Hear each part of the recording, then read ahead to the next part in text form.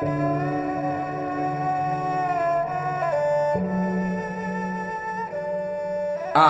ាកូនអើយកូនគេងទៅប្រលឹងពេលបើកូនកុំយំប៉ាច្រៀងបំពេកូនមាសមុំកូនណាកុំយំខ្លាចសត្វខាំឯសត្វស៊ីមនុស្សមានពីរយ៉ាងប៉ាច្រៀងត្រដាងឲ្យកូនចាំពេលកូនធំឡើងត្រូវចំណាំប៉ានឹងច្រៀងផ្ដាំដូចនេះថាឯសត្វទី1គឺសត្វល្ងងភ្នែកធំត្រនក់ខ្លាំងអស្ចារ្យមានច្រើនពាសពេញក្នុងលោកកាចាំស៊ីមនុស្សណាខ្ជិលរៀនសូត្រសត្វល្ងងស៊ីមនុស្សឲ្យខ្វាក់ភ្នែកសត្វនេះចម្លែកស៊ីរហូតវាស៊ីបញ្ញាមនុស្សរាប់កោតខ្ជិលមិនរៀនសូត្រល្ងងស៊ីបានឯសត្វទី2គឺសត្វក្រកូនកុំត្រេកអរណាកល្យានភ្នែកវាធំធំប៉ុនចានចាំស៊ីសន្តានមនុស្សរាយមាយសត្វក្រស៊ីមនុស្សឲ្យថោកទាបឲ្យដល់សភាពគេមើលងាយខ្ជិលមិនធ្វើការចាយខ្ជះខ្ជាយដេកចាំទំនាយឲ្យមានឯងណែកូនសំឡាញ់ថ្លើមប្រមាត់ល្ងងក្រកាយក្តាត់គូតែស្វែងដើរចាប់ស៊ីមនុស្សសពកន្លែង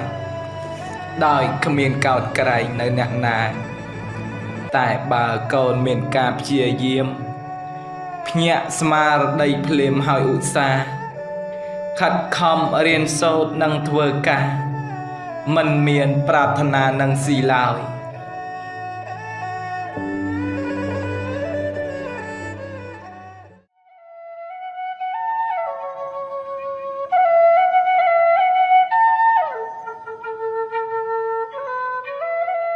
កុំស្លាប់ដោយសត្វពស់កុំរស់ដោយកង្កែបកូនអើយកុំស្លាប់ដោយសត្វពស់បើរស់កុំដោយសត្វកង្កែបពាក្យពីបុរាណមានបទបែបកូនអើយខំក្រែពិចារណាពាក្យថាកុំស្លាប់ដោយសត្វពស់លោកពេញយល់មនុស្សរាល់រូបាកុំឲ្យដាក់ខ្លួនអោនអាត្មាគេជន់សិរសាក៏មិនស្ដីបើរស់រងការគៀបសង្កត់មិនត្រូវអំណត់ហូបខន្តីស្វែងយល់កតិបំភ្លឺក្តីកុំស្លាប់វាហើយដោយសត្វពស់ធម្មជាតិបង្កើតកាយសារពាង្គជីវិតរូបរាងដង្ហើមរស់មនុស្សសត្វកើតមកប្លែកតែឈ្មោះត្រង់ស្លាប់នឹងរស់មិនខុសអ្វីអនិច្ចំទុក្ខំអនត្តាកើតស្លាប់ធម្មតាជាប្រក្រតីតែមនុស្សខុសប្លែកសត្វដទៃស្លាប់មានតម្លៃសល់គេឈ្មោះពុកនឹងប្រៀបធៀបនៃមួយទៀតកូនត្រូវកុំចង្អៀតឆ្លៀតពីគ្រោះលោកថាកុំឲ្យស្លាប់ដូចពស់ពាក្យនេះពីរោះមានអត្តន័យ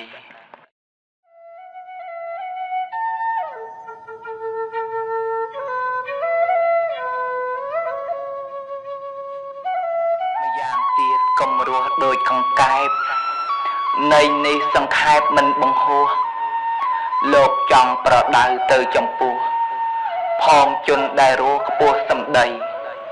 សម្បើមសម្បូរដោយវោហាប្រប្រាជ្ញវាចាអ៊ូតខ្លួនល្បីបើកភ្នែកបើកមាត់បើកសម្ដីអង្គុយលើល្អីលើខ្លួនឯងបបាច់បបោចមាត់ស្រួចស្រាវ មិនខ្វះរឿងរ៉ាវស្ដីថ្លាថ្លែងក្អេងក្អាងក្អាកក្អាយអ៊ូតខែងរែងមិនខ្លាចគេឯងក្រែងចិត្តគេបំផ្លេះឆ្កឹះចាក់ដោតភូតផោបញ្ឆោតបញ្ចោជេបងកាច់បងខូចស្ដីដើមគេគ្មានផលអ្វីទេជួញគេស្អប់ប្រៀបនឹងកង្កែបអែបត្រពាំងប្រឹងស្រែកឮខ្លាំងមិនស្ងៀមស្ងប់សត្វផងលួយជេរគេធុញថប់កង្កែបត្រឡប់ជាសប្បាយពេលអាសន្នដល់ទល់ជំរកទើបស្ទុះទៅមើលភ្នែកខ្វល់ខ្វាយសត្វអត់មេយាទឆ្លៀតផ្ញើកាយរុនគេទាំងឡាយកាយទុកស្រាប់ជូនត្រូវរងគ្រោះអណ្ដរធានកង្កែបសាមាននាំក្តីស្លាប់ស្រែកអូកព្រានលោកដៃញើសចាប់ម្ចាស់រុនរងស្លាប់ជាមួយដែរនេះពុកដឹងហើយមិនអោយត្រាប់កង្កែបប្រាជ្ញអាប់មិនពូកែបានខាងក្អេងក្អាងស្រែកឡប់ឡែបើនឹងស្និទ្ធស្នេហ៍គេផ្ដាសាមើលចោះសំងំក្រោមដើមឈូកស្រែកយំអូកសោះសោកាដេកត្រាំភក់ផុតស្អុយរអាមិនយល់ឈូផ្កាក្រអូបផ្សាយជាអ្វីលុយជាឱសថដ៏ស័ក្តិសិទ្ធិលុយជាអ្នកគិតស្រាយបញ្ហាលុយជាអ្នកផ្ដល់នូវប្រាជ្ញាលុយជាអ្នកតាឥតវិញ្ញាណលុយជាថ្នាំពឹសដ៏សាហាវលុយជាចរកាយស្អិតជាប់ប្រាណលុយជាគ្រូធ្មប់យ៉ាងចំណានលុយជាក្តារស្ពានឆ្លងឧបសគ្គលុយជាឱសថមានមុខមុត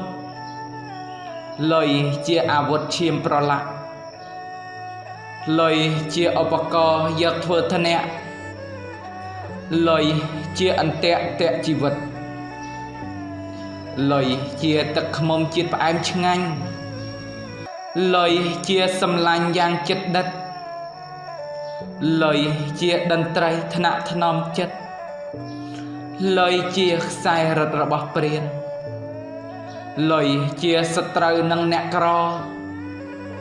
លុយជាអ្នកល្អនឹងអ្នកមានលុយជាសន្ទូចស្ទូចអ្នកឃ្លានលុយជាជើងពៀនលើកឲ្យខ្ពស់លុយជាដុំពេជ្រមានតម្លៃលុយជាអ្នកច្នៃគេកិត្តិយសលុយជាអ្នកធ្វើឲ្យខូចឈ្មោះលុយជាចំនួនអ្នកលោភលន់